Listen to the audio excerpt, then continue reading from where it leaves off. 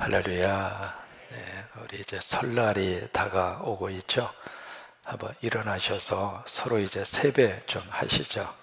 예, 새해 복 많이 받으세요. 서로 세배하시고 세배 받으시고, 자, 서로 새해 복 많이 받으세요. 예, 감사합니다. 예, 감사합니다. 예, 예. 저기 세배할 때, 아니 일어나셔요. 세배할 때 손 위치 아시죠? 남자하고 여자하고 다른 거 아시죠? 남자는 손이 뭐가 위로 올라와야 되죠? 왼손이 올라와야 되고요. 여자는요, 오른손이 올라와야 되고, 손 위치가 다릅니다. 다시 한번 손 위치 확인하시면서, 남자 오른손 위로 올리시면 안 돼요. 남자는 왼손, 여자는 오른손입니다. 다시 한번 서로 한번 세배하십니다. 새해 복 많이 받으세요. 예, 네, 감사합니다. 네, 앉으시죠. 우리 설날에 설이라고 하는 단어의 뜻이 살인다라고 하는 어원에서 왔다고 그렇게 이야기하잖아요. 그러니까 날을 시작하는데 조심조심 시작하라 그 말이죠. 그래서 설날입니다. 뭐 설날을 여러 가지로 우리가 정초라든지 여러 가지로 이제 명칭이 이렇게 붙어져 있습니다만은 고유어의 의미를 통해서 우리에게 주는 의미는 이 새로운 해를 시작하는데 조심조심해서 그렇게 시간을 시작하고 그렇게 날을 시작하라. 그래서 이제 설날이라고 하는 의미를 가지고 있잖아요. 예, 설날에 우리가 한 가지 꼭 기억을 하셨으면 좋겠습니다. 우리가 전통적으로 오래 전부터 이 설날의 기원은 엄청난 역사를 가지고 있으니까. 근데 이제 그 속에 뭐 이렇게 배어져 들어가 있느냐면 샤머니즘이 많이 들어가 있습니다. 그래서 이 설날이 되면 알게 모르게 무속과 이 샤머니즘으로 흘러갈 수 있는 가능성이 굉장히 많습니다. 혹시 기억하십니까? 어린 시절에 설날이 되면 장에 가셔서 꼭 한 권의 책을 사가지고 옵니다. 무슨 책이었을까요? 토종비결입니다. 저도 이제 기억이 납니다. 빨간색으로 되어져 있는 토종비결이라고 하는 책, 그걸 꼭 사가지고 오셔서 금년의 운세가 뭘까 하면서 그게 이제 우리 한국의 이 명절과 더불어서 같이 따라오는, 그것을 이제 젊은이들은 무슨 고유의 문화다, 한국의 전통이다. 여러분, 문화와 전통이라고 하는 것도요, 그 속에 뭐가 들어가 있는가? 사상이 들어가고 철학이 들어가고 또 하나 종교가 들어갑니다. 그래서 우리들이 참 조심해야 할 영역이 바로 그런 내용입니다. 그러니까 영적으로요, 성령이 역사하시는 것은 참 축복이잖아요. 하나님의 영이 내 안에 들어오셔서 우리를 살려주시고 우리를 믿음으로 살게 하시고 가정을 세워주시고 자녀들을 위해서 건강한 양육의 환경을 만들도록 그렇게, 그래서 이 하나님의 영이 들어와서 우리를 끌고 가시는 것은 축복인데, 마귀와 사탄과 악한 영이 들어오면 우리를 죽인다 이 말이에요. 그래서 샤머니즘이나 이 무속적인 곳으로 흘러 들어가기 시작하면 걷잡을 수 없습니다. 이게 샤머니즘이 가지고 있는 가장 중요한 특징이 있어요. 무속신앙도 마찬가지입니다. 그 특징은 뭐냐면 오직 나밖에 없습니다. 근데 나하고 무슨 관계를 연결짓느냐면 나의 이익밖에는 없어요. 다른 사람은 안중이 없습니다. 거기에 무슨 도덕이 있습니까? 거기에 무슨 윤리가 있습니까? 거기에 무슨 미래에 대한 희망이 있습니까? 아무것도 없어요. 이 샤머니즘, 무속신앙의 가장 무서운 것은 바로 그거밖에는 없는 거예요. 오직 내 이익, 오직 내 유익. 그래서 이제 샤머니즘이나 무속신앙이 무서운 것 중에 하나가 그건데, 이 설날에 그런 영적 영향을 받지 않으시기를 바라고, 믿음으로 이 설날을 잘 지낼 수 있게 되기를 바라고, 또 설날에 하나님이 주시는 복이 임하기를 주의 이름으로 축원합니다. 우리가 이 역대상을 쭉 같이 이렇게 쭉 읽으면서 이제 몇 가지 독특한 구조를 우리가 발견을 하게 되는데 1장에서 이제 9장까지가 바로 무슨 내용이냐면 족보였잖아요. 그 다음에 18장에서 20장까지가 바로 뭐냐면 전쟁에 대한 이야기입니다. 그러면 이 족보 이야기가 무엇을 지금 지향하고 있는가? 또 하나, 이 전쟁 이야기가 무엇을 말하고 싶어서 이 전쟁 이야기를 18장, 19장, 20장까지 이 전쟁 이야기가 이 역대상 속에 들어왔을까? 그거예요. 뭐 이제 단순히 이렇게 읽으면은요, 다윗이 가서 싸워서 이겨서 전리품을 챙겨오고, 그리고 거기 있는 나라와 백성들이 조공을 바치게 됐고, 봐라, 다윗이 얼마나 승승장구를 했느냐. 다윗이 하나님 잘 섬기니까 이렇게 큰 복을 받고, 이렇게 다윗이 융숭한 나라를 건설했다. 오케이, 그래? 그러면 나도 하나님 잘 믿자. 잘 믿어서 이 다윗이 받았던 복을 나도 받자. 그렇게 잊고 끝날 문제가 아니라고 하는 거예요. 성경 속에는 우리 속에 영적 의미를 꼭 그 속에다가 담아놓고 있습니다. 또 하나, 성경 안에는 전체적으로 창세기부터 계시록까지 하나님이 말씀하시려고 하는 주제가 거대한 강물처럼 흐르고 있습니다. 겉으로 보이는 내용만 전체 내용이 아니라고 하는 거예요. 오늘 이제 암몬 사람 이야기가 나오잖아요. 이게 사무엘하 10장 기록입니다. 역사적인 사건을 여기다 딱 하나 기록을 했거든요. 그게 이제 도화선이 돼서 암몬과 싸우게 된 싸움의 원인 제공이 여기서 이제 등장을 하는데, 이 싸움의 원인 제공이 다윗이 가서 침략한 곳이 아니라 자기들이 조문 사절단을 오해한 거예요. 그래서 사절단의 수염을 잘라버리고, 수염에는요, 그 당시는 바로 뭐냐면 자존심의 차원을 뛰어넘어서 바로 자유인의 상징이에요, 수염이. 근데 그걸 잘라버렸다는 이야기는 너는 내 종이다, 그 말이에요. 그리고 볼기장에 엉덩이에 쏙 잘라가지고, 이게 보통 있을 수가 없는 이야기잖아요. 이게 바로 암몬이 이스라엘을 향하여 선전포고를 한 겁니다. 이제 그렇게 해서 싸움이 시작이 됐는데, 그래서 이제 요압과 아비새가 가서 출전을 하잖아요. 그때 이 암몬 사람들이 자기 힘으로 안 될 것 같으니까 은 천 달란트를 아람 사람들에게 주어서 용병을 사가지고 와요. 여러분, 이 은 1000달란트가 얼마나 들까 궁금하잖아요. 그래서 돈이 얼마나 들까? 이건 무슨 얘기냐면 암몬이 그 많은 경제력이 있었다, 그 말이잖아요. 다른 나라 가서 군인을 사가지고 올 정도로 암몬이 경제적인 능력을 가지고 있었다, 그 말인데, 은 1000달란트가 얼마나 들까? 지금으로 계산을 하면 1달란트가 6천 데나리온입니다. 1데나리온은 하루 품삯입니다. 만약에 하루의 품삯을 7만 원이라고 계산을 하면, 지금은 이제 그보다 더 많겠죠. 7만 원이라고 계산을 한다면 이게 1000달란트는 지금으로 계산하면 4,800억입니다. 여러분, 큰 액수예요, 작은 액수예요? 굉장히 큰 액수입니다. 그 돈을 주고 용병을 사가지고 온 겁니다. 그래서 이제 싸움이 붙어서 요압은 이쪽 용병으로 온 그 사람들을 상대를 했고, 그의 동생 아비새는 암몬 사람을 상대를 하고, 그렇게 해서 싸움을 하는데, 싸움이 딱 시작이 되니까 용병으로 왔던 이 아람 사람들이 싸울 일이 없잖아요. 그러니까 돈만 받고 나 살려라, 그리고 도망가 버렸어요.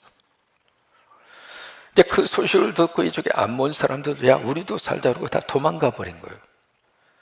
도망을 갔는데 그 다음에 이 아람 사람이 가만히 들어보니까 자기 용병으로 간 이 군인들이 그냥 다 도망을 갔다. 그러니까 이건 창피하다, 이렇게 생각을 하고 다시 원정을 요청을 합니다. 그래서 거기 소박이라고 하는 사령관이 다시 지원군을 끌고 다시 이스라엘에 온 거예요. 왔는데 그 소식을 듣고 다윗이 그래 가자. 그래서 출전을 해서 그 사람들을 전부 다 싹쓸이를 하고 그 전쟁에서 승리했다 그거예요. 그리고 마지막에 이 19장 마지막 절에 가서 보시면 그 아람 사람들이 다시는 암몬 사람들이 이스라엘을 괴롭히지 아니하고 화친을 맺었다. 이게 오늘 성경의 내용입니다. 그러면 이 역대상 속에 지금 왜 이 말씀이 이 3장에 걸쳐서 들어갔을까? 그거예요. 다윗이라고 하는 사람이 가지고 있는 가장 중요한 트레이드 마크가 있습니다. 예를 들면 중국의 진시황 하면 우리 머릿속에 뭐가 떠오를까요? 만리장성입니다. 왜 진시황이 만리장성을 만들었잖아요. 그러면 애굽의 파라오, 우리식으로 말하면 바로가 되겠죠. 애굽의 파라오 하면 떠오르는 이미지가 있습니다. 뭐가 떠오르냐면 피라밋이 떠오릅니다. 우리 한국의 세종대왕 하면 뭐가 떠오르죠? 한글이 떠오릅니다. 다윗 하면 뭐가 떠오르는가? 이 다윗이 가지고 있는 가장 중요한 그의 삶 속에서의 트레이드 마크가 바로 뭐냐면 성전입니다. 그러니까 역대상 속에서 가장 중요하게 취급하는 주제가 바로 뭐냐면 성전입니다. 전쟁에서 이겼다, 이게 주제가 아닙니다. 여기에 족보가 1장에서 9장까지 아담부터 시작을 해서 아담, 셋, 에노스, 이 족보가 이렇게 흘러왔다, 족보 이야기가 아닙니다. 이 역대상 전체가 가지고 있는 것이 바로 이 성전 문제거든요. 그래서 이 성전 문제가 다윗이 성전을 딱 건축하려고 했을 때 하나님이 막으셨잖아요. 하나님이 노했잖아요. 그랬을 때 다윗이 보여주는 행동을 보면 참 우리들이 교훈으로 얻을 게 많습니다. 다윗은 할 수 있는 능력도 있고 하고 싶은 마음도 있었고, 그런데 하나님께서 주의 종을 통해서 아닙니다. 이것은 당신이 할 일이 아닙니다. 그 메시지를 들었을 때 직무로 말하면 그 설교를 들은 거예요. 그 설교를 들은 다음에 이 다윗이 보인 행동을 보면은요, 이 다윗이 그 순간에 화를 내면서 내가 하겠다는데 누가 말려? 왕으로서 하나님을 위해서 성전 하나 지어서 바치겠다는데 뭐 이렇게 그 말이 맞냐고 하자고 그러면서 이것을 추진한 것이 아니에요. 그러니까 뭐냐면 이것을 하나님의 뜻으로 받은 다음에는 아하, 너도 하나님께서 주시는 응답이구나 인정하고 받은 거예요.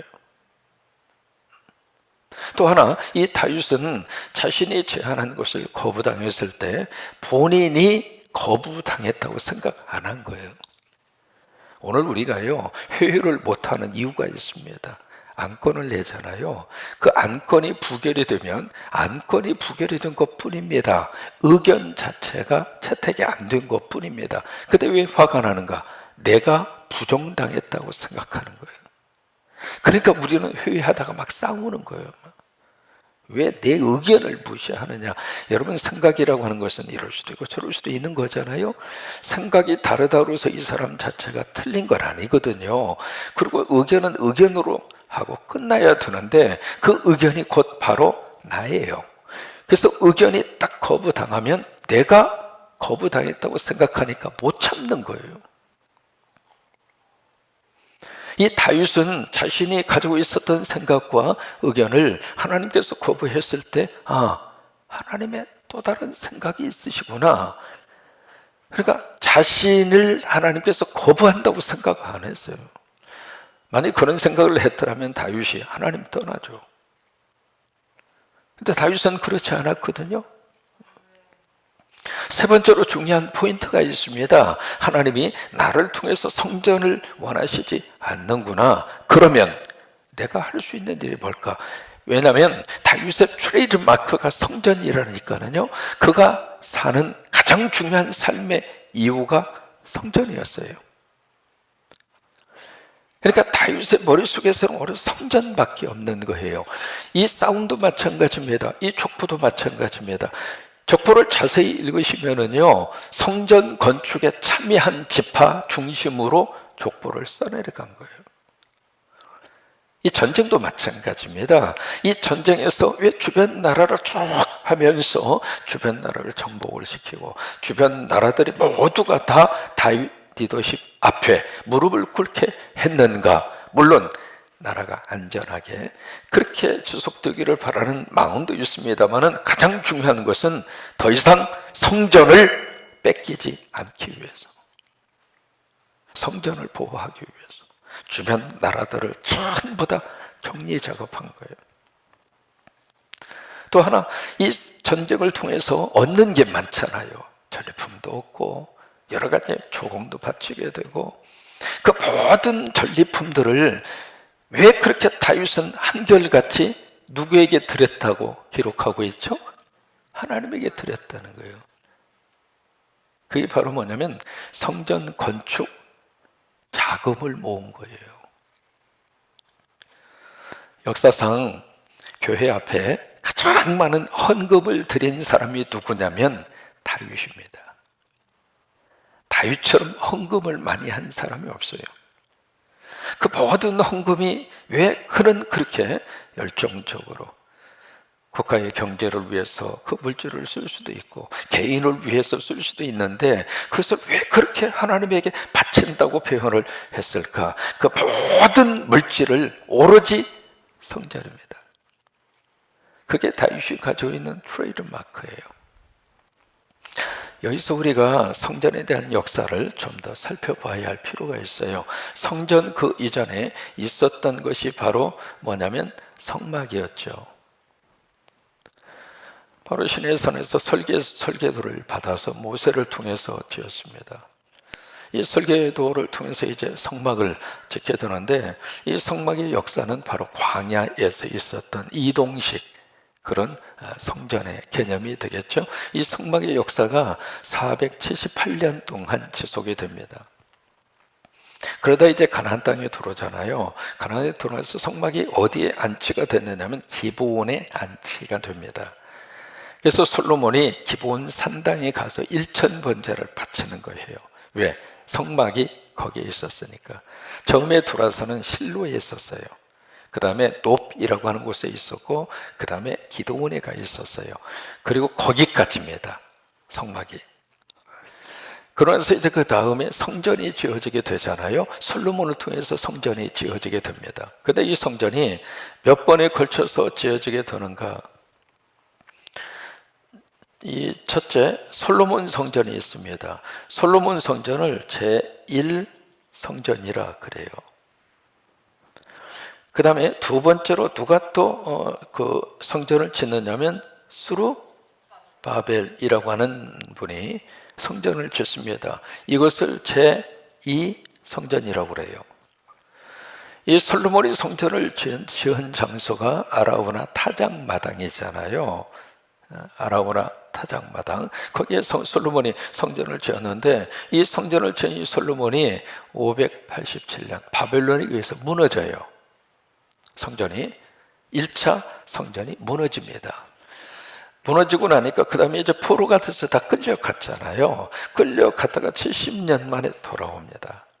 돌아와서 무너진 그 성전을 다시 재건을 합니다. 재건을 하는데 그 일에 앞장섰던 사람이 스룹바벨이에요. 이 스룹바벨 성전을 가리켜서 제2성전이라 그런 거거든요. 근데 솔로몬 성전을 보았던 어른들이 스룹바벨 성전을 보고 막 울어요. 왜 이렇게 하나님의 집이 초라한가? 왜냐하면 이 솔로몬 성전은 국책 사업이에요. 나라 돈으로 지었거든요. 그러나 이 스룹바벨 이 성전은 포로에서 돌아온 사람들이 호주머니를 털어서 그렇게 해서 이 성전을 다시 지은 거거든요. 그러니까 볼품이 없었던 거죠.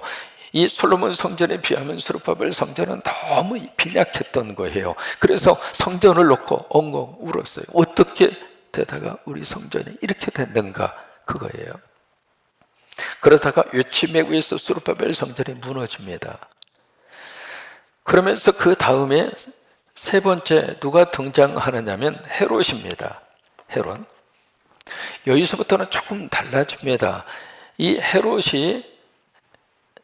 성전이라 그렇게 말을 하기도 하고, 이 헤롯 성전을 제3성전이다 그렇게 부르기도 하고, 또 하나 정통 유대인들은 이 헤롯 성전을 성전으로 인정하지 않습니다. 이 헤롯이라고 하는 사람은 바로 이방인 출신이거든요. 이방인 출신으로서 바로 이스라엘의 최고의 자리까지 올라갔던 그 사람인데, 이 사람이 딱 정치적으로 보니까 유대인들의 환심을 사기 위해서는 성전이구나. 그래서 무너진 이 수르바벨 성전을 중축을 해요. 리모델링을 하는 거예요.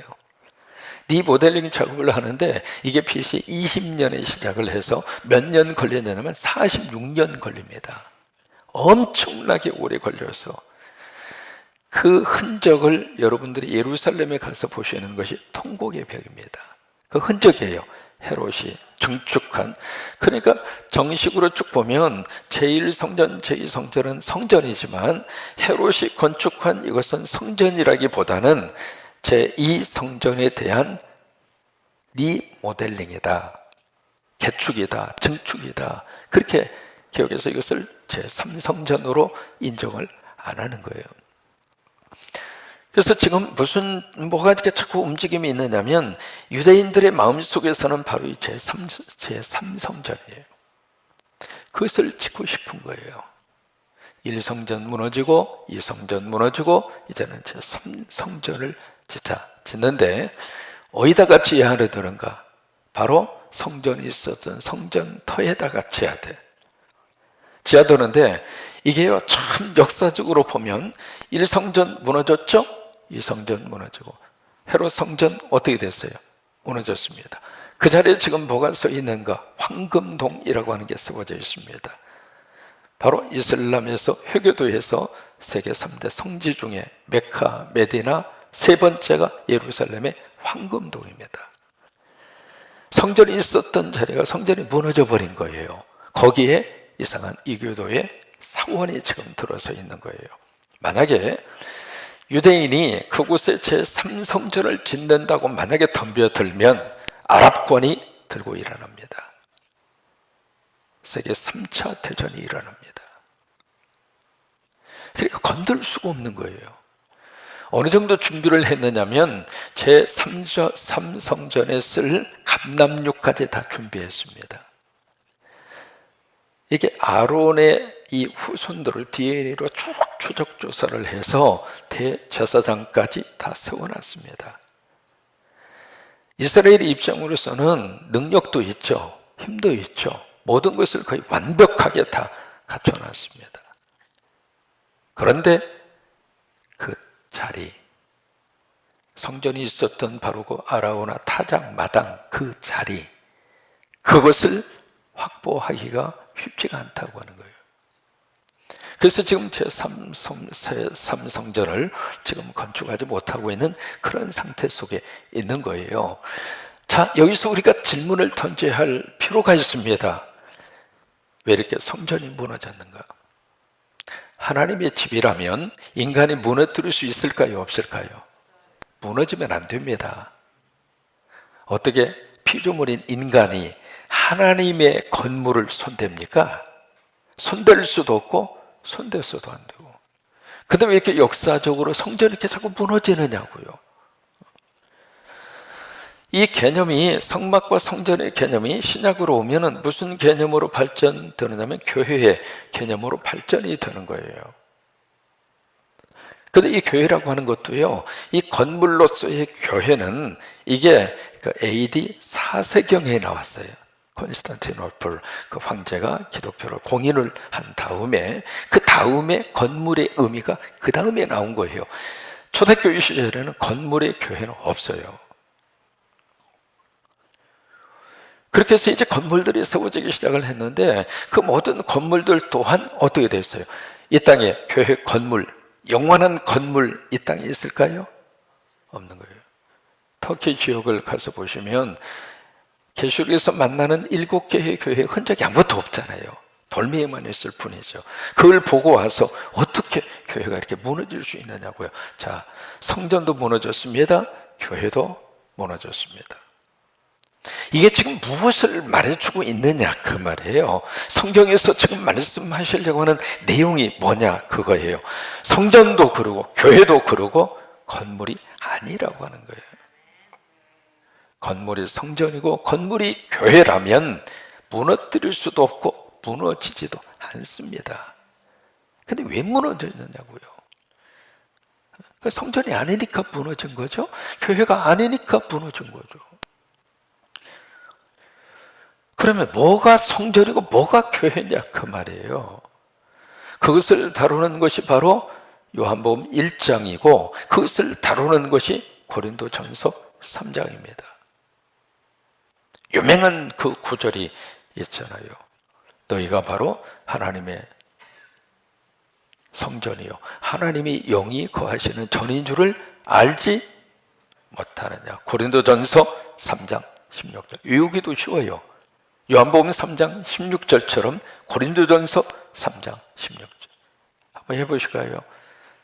내가 크게요. 내가 하나님의 성전이고 성령님이 거하시는 전입니다. 이해가 되십니까? 성전과 교회 개념을 하나님께서는 새롭게 우리에게 알려주신 거예요. 그러면 왜 성전이 건물이 아닌가? 몇 가지 이유가 있습니다.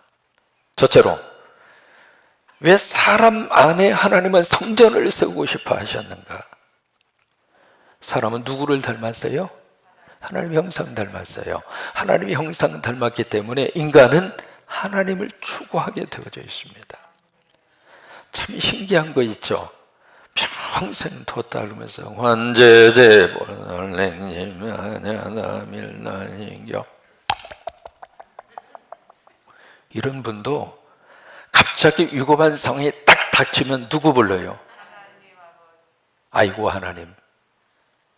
왜요? 하나님의 형상대로 지음받았으니까. 그래서 이 안에 성전을 삼고 싶은 거예요.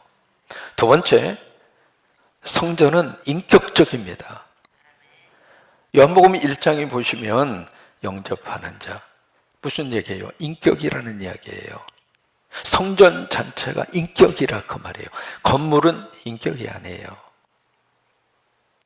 세 번째로 누가복음에 보시면은요, 예수님의 이름이 두 가지입니다. 예수하고 임마누엘입니다. 예수라고 하는 이름은 구원이라고 하는 이름이잖아요. 임마누엘은 하나님이 나와 함께 하신다.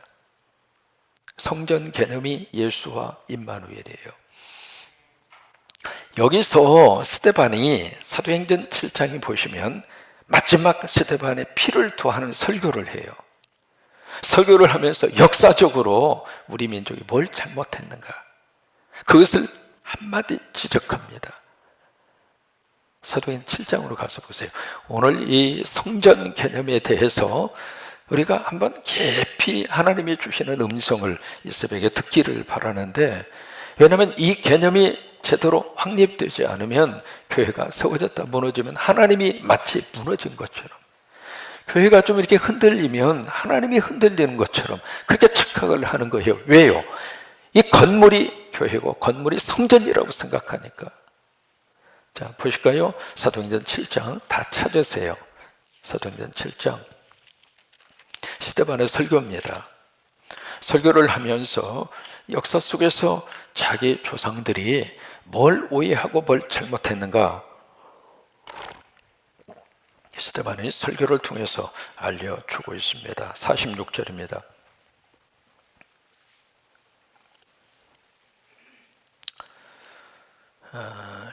그 전부터 읽는 게 낫겠네요. 44절입니다. 44절, 광야에서 우리 조상들에게 증거의 장막이 있었으니, 이게 성막이잖아요. 이것은 모세에게 말씀하신 이가 명하사, 하나님이죠. 그가 본 그 양식대로 만들게 하신 것이라, 성막이라 이 말이에요. 45절, 우리 조상들이 그것을 받아 하나님이 그들 앞에서 쫓아내신 이방인의 땅을 점령할 때 가나안 땅이죠. 여호수아와 함께 가지고 들어갔어요. 그래서 실로에다가 놓았고 노베다가 놓았고 그 다음에 기브온에다 놓은 거예요. 들어가서 다윗 때까지 이르니라. 그러니까 다윗 때는 이 성막이 기본에 있었다 이 말이에요. 자, 46절. 다윗이 하나님 앞에서 은혜를 받아 야곱의 집을 위하여, 야곱의 집은 이스라엘이죠. 하나님의 택한 백성이잖아요. 그 백성을 위해서 거기 있습니다. 하나님의 처소를 준비하게 하여 달라고 하더니, 자 보세요. 다윗이 뭘 지금 원했는가? 하나님의 처소입니다. 하나님의 처소라고 하는 것은 하나님이 계시는 곳이에요. 자 보세요. 다윗이 원하는 것은 하나님의 처소였다 이 말이에요. 하나님이 거하실 곳을 다윗은 원했다 그 말이에요. 그런데 그 다음 절에 보세요. 그의 아들 솔로몬이 47절 함께 있습니다. 솔로몬이 그를 위하여 집을 지었느니라. 처소하고 집은 달라요. 다윗은 하나님이 거할 처소를 준비해라. 하나님이 거하실 수 있는 그런 처소를 준비해라. 그렇게 아들 솔로몬에게 말을 했는데, 이 솔로몬은 뭘 했는가? 집 지었다 이 말이에요. 건물을 지었다 그 말이에요. 그런데 자 48절입니다. 같이 한번 크게 읽습니다. 그러나, 이게 중요한 포인트입니다. 그러나 지극히 높으신 이런 손으로 지은 곳에 계시지 아니하시나니, 선지자가 말한 바 주께서 이르시되 하늘은 나의 보좌요 땅은 나의 발등상이니 너희가 나를 위하여 무슨 집을 짓겠으며 나의 안식할 처소가 어디 있느냐? 이 모든 것이 다 내 손으로 지은 것이 아니냐 함과 같으니라. 여기에 중요한 분기점이 있는 거예요. 다윗이 품었던 성전은 무엇인가? 하나님 모시는 것이에요. 그게 다윗이 간절히 원했던 성전의 개념이었다고 하는 거예요. 근데 솔로몬은 하나님 모시는 것은 뒷전이고 집만 지었다 이 말이에요. 집만 짓고 솔로몬이 뭘 했는가? 그 집에서 아내, 그 다음에 첩할 것 없이 1000명의 여인을 거느리고. 왜? 집이라고 하는 것은 누가 주인공인가? 사람이 주인공이에요. 그러니까 솔로몬이 그렇게 간 거예요. 여러분, 오늘도 마찬가지입니다. 우리가 교회라고 하는 건물을 교회 개념으로만 딱 생각하잖아요. 그러면 그 교회를 건축한 사람이 있잖아요. 그 교회를 건축하기까지 헌금 많이 하고, 그 교회를 건축하기까지 애쓴 사람들, 그 사람들이 주인이 돼버린다 이 말이에요. 그러다 보니까 내가 이 건물을 어떻게 지었는데 놓기가 싫은 거예요. 한국에 왜 세습의 문제가 이렇게까지 시끄러운 줄 알아요? 건물 지어서 그래요. 건물을 지어서. 그러니까 하나님은 건물이라고 하는 개념 안에 성막과 성전과 교회가 갇혀 있는 것을 원하지 않아요. 저나 여러분이나 건물 짓지 말고 성전 지으세요. 성전이 바로 뭐냐면 이게 성전이 아닙니다. 그래서 우리가 무슨 예루살렘 성전 이런 말 하잖아요. 그냥 호칭일 뿐이에요.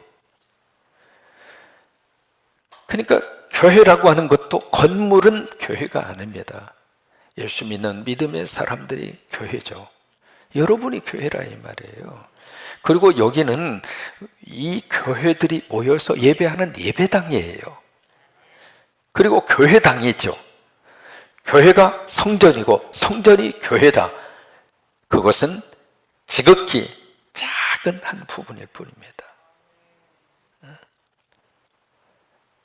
바로 우리 안에 성전 삼고 싶어서 성령님이 우리 안에 오셨고, 나를 성전 삼고 싶어서 예수님이 십자가 지시고, 나를 성전 삼고 싶어서 예수님이 부활하신 거예요. 오늘 이 새벽에 성전의 개념이 새롭게 이해될 수 있게 되기를 바랍니다. 그래서 다윗은 그의 성전 개념이라고 하는 것이 단순히 건물로서의 개념을 다윗은 뛰어넘었어요. 그래서 건물 짓든지 안 짓든지 그건 하나님의 뜻에 맡긴 거예요. 만약에 건물로서의 성전 개념이 다윗에게 확고부동했다면 다윗은 누가 반대를 하더라도 그 건물 지었을 거예요. 다윗은 하나님이 말씀하시는 성전이 이거구나, 그걸 깨달은 거예요. 그래서 아들 솔로몬에게도 그 성전 지어라 그런 거예요. 근데 이 아들은 아버지의 영성을 따라가지 못한 거예요. 그래서 집을 지은 거죠. 건물을 지은 거죠. 근데 그 건물 허물어졌습니다. 오늘 우리 안에 세계 곳곳에 세워져 있는 십자가도 그렇습니다. 건물로서 이 십자가를 우리가 세우는 것이 아니라 그 건물을 통해서 하나님이 세우고 싶은 하나님의 사람들을 세우고 싶은 거예요. 그래서 세워진 십자가를 통해서 부흥되는 소식을 들으면 너무 행복해요. 아, 하나님이 하나님 나라의 건물들을 세워가시는구나. 우리 성광교회가 그런 은혜와 축복이 넘치기를 주의 이름으로 축원합니다.